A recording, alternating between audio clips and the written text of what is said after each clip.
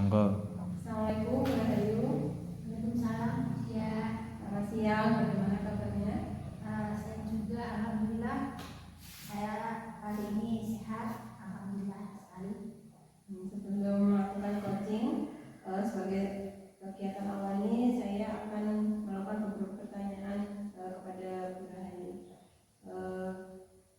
Yang pertama, pada proses coaching nanti yang akan saya amati adalah yang pertama, apakah sudah sesuai dengan alur cerita, kemudian bagaimana memberikan pertanyaan berbobot, kemudian bagaimana coaching merespon atau menanggapi pertanyaan Bu Rahayu.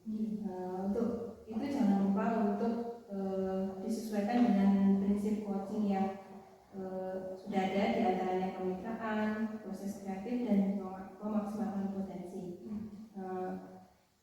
Untuk itu sebelumnya saya akan mengajukan beberapa pertanyaan lagi. Untuk kompetensi apa yang ingin Bu Rahayu kembangkan dalam proses coaching ini? Dalam proses coaching nanti Bu, saya ingin menerapkan 3 kompetensi, yaitu presence, kehadiran penuh, kemudian mendengarkan aktif, dan mengajukan pertanyaan berbobot kepada coach.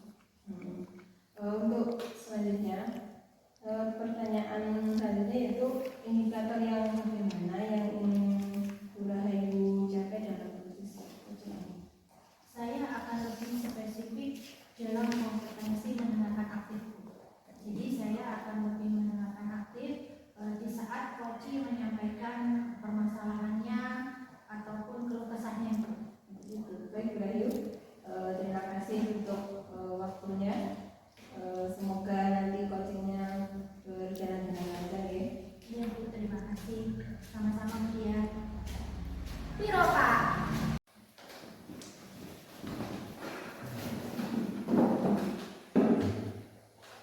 Selamat siang Pak An. Selamat siang Bu Rahayu. Bagaimana kabarnya hari ini? Alhamdulillah kabar hari ini baik. Bagaimana kabar Ibu? Alhamdulillah baik. Bolehkah kita ngobrol sebentar Pak? Ya, boleh Ibu. Nah, terima kasih Pak An telah meluangkan waktu untuk kita berdiskusi sebentar. Ya. Mungkin ada Pak An yang mau sampaikan? Ya, terima kasih Ibu atas waktunya diskusi. Sebenarnya ini ada masalah sedikit yang perlu saya obrolkan dengan Ibu, yang mungkin Ibu bisa membantu. Ya, yang saya masalahkan itu kebanyakan itu presentasi, banyak anak yang tidak aktif dalam presentasi kelompok itu. Baik. Yang Bapak harapkan dari diskusi kita ini nanti apa di akhirnya nanti? Ya, yang saya harapkan itu nanti saya ingin mendapatkan solusi yang tepat agar semua murid itu berpartisipasi aktif dalam diskusi itu atau presentasi. Jadi tak presentasi kelompok itu, kelompok lain yang diminta itu bisa menyimak dan bisa mengajukan pertanyaan atau pendapat. Nah, kemudian Pak, apa yang Pak akan sudah upayakan, sudah Bapak lakukan di saat permasalahan itu terjadi? Ya, yang sudah saya lakukan itu pertama untuk membagi kelompok itu menjadi 7 sampai 8 orang. Jadi ya, saat itu setelah itu saya lakukan ternyata dampak negatifnya itu anak itu kurang aktif. Ada anak yang kurang aktif atau sedang kurang aktif, tidak mau mengerjakan tugas yang didiskusikan. Nah, itu terus selanjutnya ini saya mau melakukan dengan membagi kelompok lebih sedikit. Oke, kalau boleh tahu jumlah muridnya Pak An berapa? Jumlah murid saya ada 15. 15. Oh, kalau 15, kalau satu kelompok 7 atau 8 orang berarti hanya kelompok. Jadi ada anak yang tidak antusias atau tidak aktif, hanya pasrah dengan temannya. Jadi hanya minta salinan kerjaan itu aja. Jadi saya ingin menambah kelompoknya menjadi satu kelompok itu 5 anak atau menjadi satu kelompok 3 anak. Jadi agar mereka mendapatkan tugas yang lebih spesifik lagi. Kemudian selain upaya itu Pak An bisa atau mungkin Pak An punya rencana untuk melaksanakan upaya yang lebih lagi, misalkan untuk anak-anak itu aktif dalam kelompok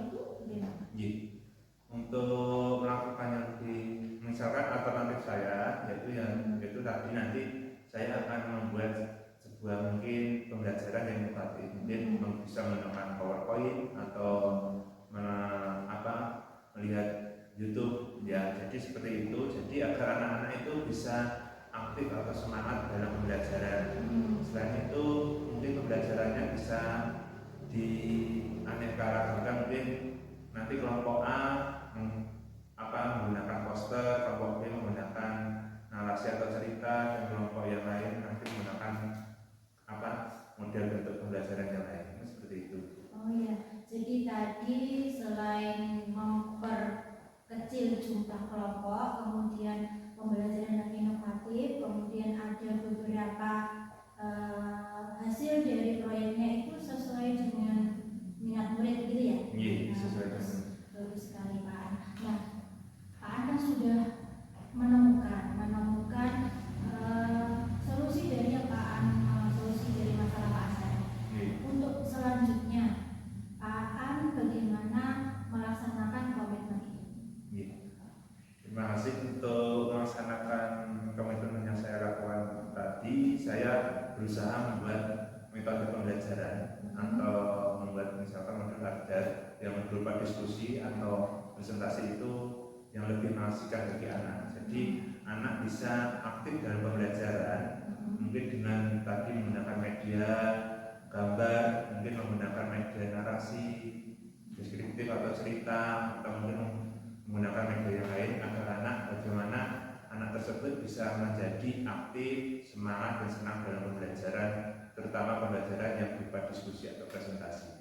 Keren sekali komitmen yang Pak An buat. Semoga saja segera terrealisasi dan semoga saja kompetensi yang Pak An yang akan dapatkan akan lebih baik lagi. Terima kasih Bu Yayu atas waktunya untuk sharing hari ini. Semoga apa yang saya harapkan dan dapat saya realisasikan dalam aksi nyata yang sebenarnya. Ya, terima kasih juga Pak An. Selamat siang. Selamat siang Ibu. Assalamualaikum Bu Yayu. Waalaikumsalam. Selamat siang ya. Jadi saya sudah melihat proses coaching antara Bu Yayu dengan Pak An. Waktu itu saya akan mengajukan beberapa pertanyaan. Bagaimana perasaan Bu Rahayu tadi setelah melakukan coaching dengan Pak An?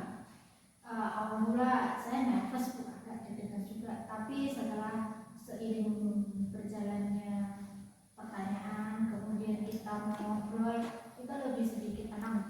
Oh begitu. Setelah tadi Bu Rahayu menyampaikan perasaannya, pertanyaan berikutnya, indikator pencapaian apa yang sudah Bu Rahayu lakukan saat coaching tadi? Baik Bu, tadi di saat saya melakukan coaching dengan Pak An, indikator yang saya lakukan yaitu yang pertama menggunakan alur tirta, yaitu menentukan tujuan yang jelas, kemudian mengidentifikasi masalah, kemudian menentukan rencana aksi, dan yang terakhir adalah bertanggung jawab atas komitmen yang telah dibuat. Kemudian saya juga sudah mampu mendengarkan aktif apa yang menjadi permasalahan atau permasalahan coaching. Setelah saya tadi mengamati hasil coaching antara Bu Rahayu dan Pak An, yang saya lihat adalah semua indikator sudah tercapai ya. Kemudian coaching sudah berjalan dengan sangat baik, sudah bisa melaksanakan sesuai dengan alur cerita tadi. Kemudian langkah-langkah juga sudah baik. Untuk itu setelah coaching ini, apa yang Bapak setelah coaching dengan Bapak An tadi, apakah